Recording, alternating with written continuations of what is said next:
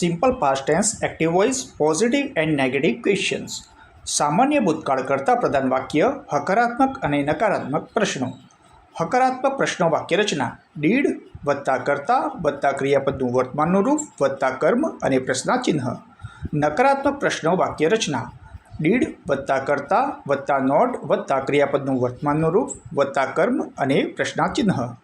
Positive question structure: did plus subject plus present form of verb means verb1 plus object and question mark. Negative question structure: did plus subject plus not plus present form of verb means verb1 plus object and question mark. Example: શું તમે પાણી પીધું?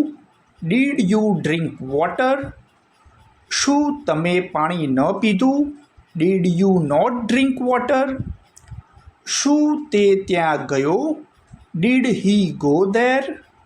શું તે ત્યાં ન ગયો? Did he not go there?